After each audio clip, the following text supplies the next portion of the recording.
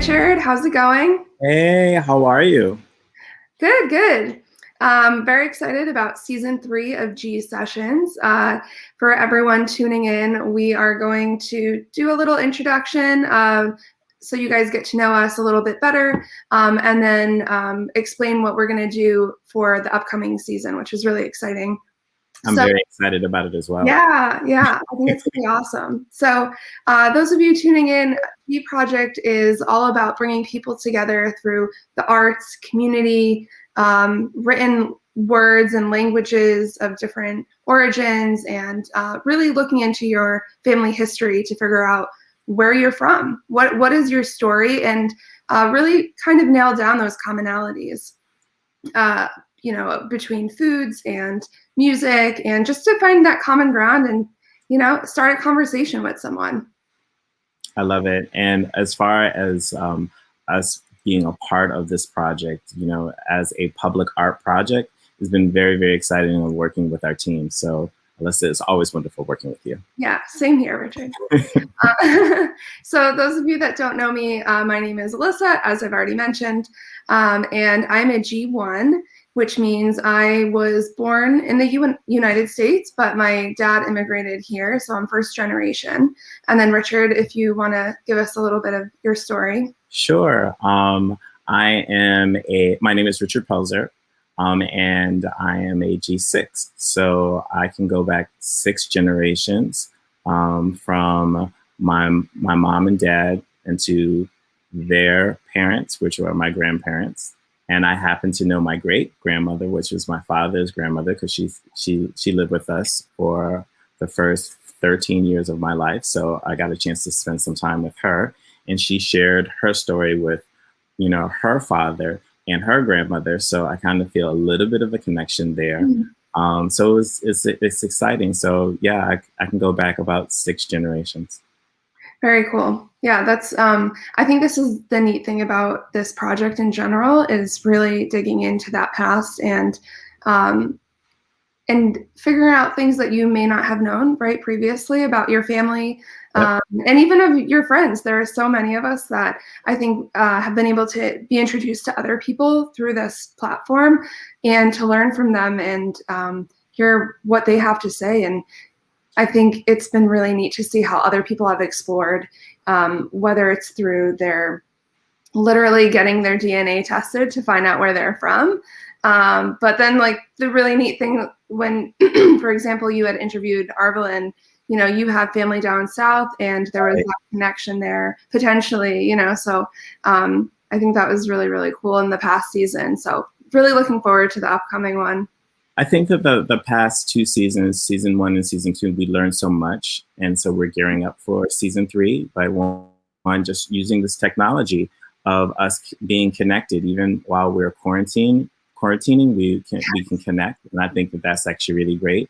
We can actually share the stories and see where some of those connections are. Like you mentioned, I was actually born in Illinois, and both my parents are from Philadelphia. And their parents were from the South. So on my mom's side, her mom was from North Carolina. And then on my dad's side, both of his grandparents were from South Carolina. So it was just really interesting, for us to be able to check that. So as a family, we get a chance to, go back into history. And as I always say, when you get to know your neighbor, it's kind of hard to hate each other, because we see as different as we are, there's so many similarities too. So I just think that this is a wonderful platform and a wonderful project to work on at this time that we're in today. Definitely. And I think breaking down those misconceptions about one another, I'm half Lebanese, half Italian American, born and raised, but living in between those two worlds has always been really interesting. And it's been really important to me to break down those misconceptions about the Middle Eastern cultures, and really, introduce people to the amazing and rich culture that it is. So I think that's really, really great.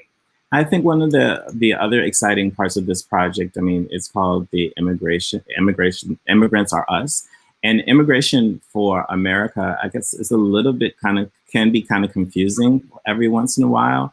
But now as we're opening up, we're all immigrants when you really think about it. And this is the land of immigrants, America. So one of the things that I noticed, Ronald Reagan's last address to America as president, he has this wonderful, I would love to probably even show the video so everybody will be able to actually see it. But, one of the points that he happened to make is, you can be someone from a different land and come to America and be an American. It's hard to go reverse, but here I think that that's very unique and different. And I think that that's what makes this country wonderful. And I think that if we can really celebrate that and the diversity in a positive way, I think that we all would win. So, absolutely.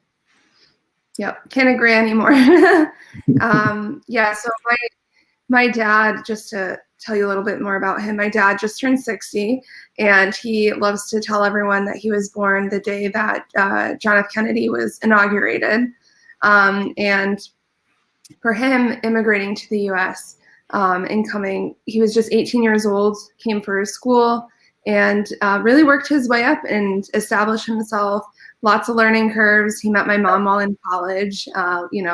He had, I think, known English already at that point, but really getting immersed into the American culture. He moved to New York City, which is just like the epicenter of every type of culture that you could possibly imagine. Right. And just sort of, vibing with the energy of New York and really getting to know himself, I think, is so cool. And seeing how far he's sort of come. And to me, he's kind of the epitome of that American dream when we talk about it, like really coming here with next to nothing and then building a career, building a family. And not only that, he's done such a great job of working in the community, as a lot of immigrants are. They really immerse themselves because they want to show and prove that we are American. Right.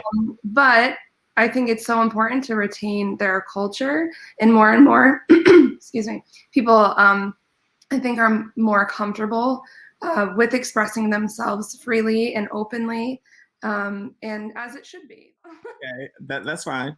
But I like the direction that you were actually going in, because I do think that this as a public art project gives us the space that we would be able to really be able to learn from each other.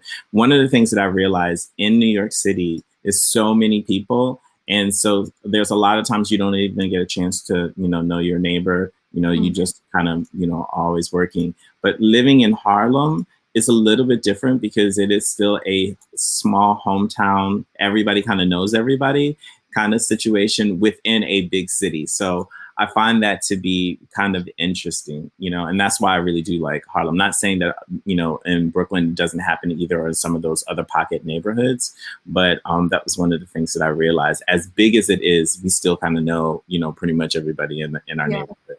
That's really neat. Yeah. My parents my mom grew up in Astoria, Queens, and in a Greek neighborhood. Her parents were Italian, and then my dad, obviously, when they got married, they moved together. And one of the things that was, I don't know, so random, but my grandfather used to have grapevines growing in his backyard. And that was something that really resonated with my dad and made him feel at home. That's, at least that's what he tells us. Right. Because they found that commonality between the cultures through this agriculture that was growing in New York. So I think it's very cool, and the different nuances of cultures, you can find so many similarities when you really look into it. And when you really look into it. So even with some of our past guests, I think that that's been really interesting. And that's the reason why for season 3, we've asked some of our past guests to come on to interview someone that's close to them. So look forward to seeing some of our past guests coming back, and we're going to set everything up, and we're just going to listen to those conversations and share them with you every Wednesday at 4:00. Can't wait. It's going to be great.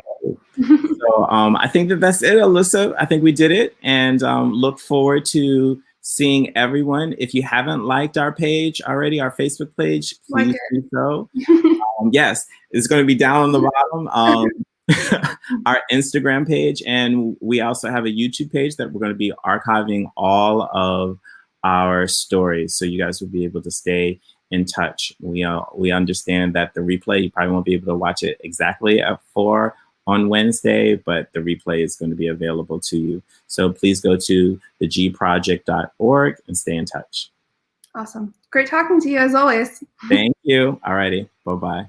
And since this is the last speech that I will give as president, I think it's fitting to leave one final thought, an observation about a country which I love. It was stated best in a letter I received not long ago. A man wrote me and said, "You can go to live in France, but you cannot become a Frenchman. You can go to live in Germany or Turkey or Japan, but you cannot become a German, a Turk, or Japanese. But anyone from any corner of the earth can come to live in America and become an American." This, I believe, is one of the most important sources of America's greatness. We lead the world because, unique among nations, we draw our people, our strength, from every country and every corner of the world. And by doing so, we continuously renew and enrich our nation. While other countries cling to the stale past, here in America, we breathe life into dreams, we create the future, and the world follows us into tomorrow. Thanks to each wave of new arrivals to this land of opportunity, we're a nation forever young, forever bursting with energy and new ideas, and always on the cutting edge, always leading the world to the next frontier. This quality is vital to our future as a nation. If we ever close the door to new Americans, our leadership in the world would soon be lost.